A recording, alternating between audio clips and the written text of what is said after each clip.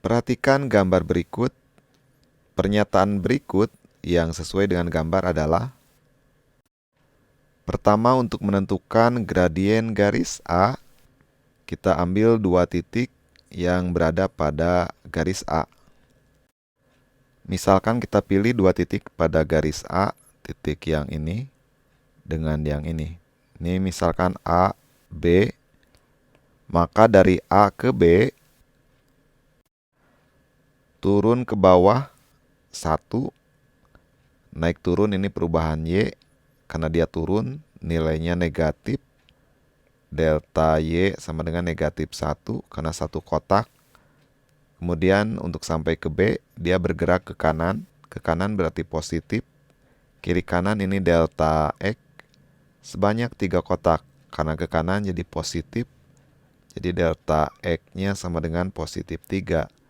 Maka gradien garis A sama dengan delta Y dibagi delta X sama dengan negatif 1/3.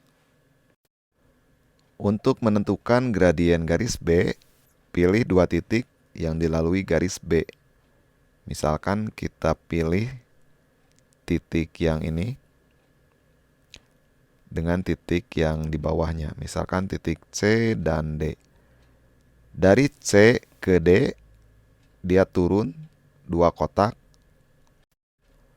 Karena turun, maka nilainya negatif. Naik dan turun ini perubahan Y atau delta Y. Delta Y sama dengan karena turun negatif 2. Kemudian untuk sampai ke titik D setelah turun, dia akan bergeser ke sebelah kanan. Karena geser ke kanan berarti nilainya positif sebanyak 1, 2, 3, 4, 5, 5 kotak. Kiri kanan ini adalah delta X sama dengan positif 5.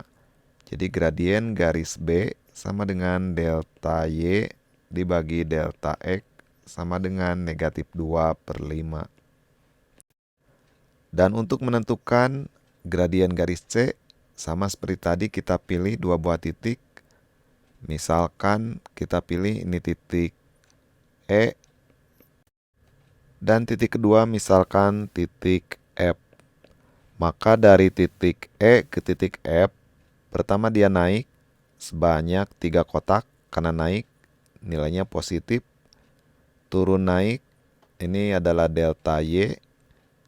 Delta Y karena naik positif 3 kotak, dan delta X setelah naik untuk sampai ke titik F, dia bergerak ke kanan. Ke kanan berarti nilainya positif, kiri kanan ini adalah delta X. Delta X karena ke kanan positif 4 karena 4 kotak. Maka gradien garis C adalah delta Y dibagi delta X sama dengan 3/4.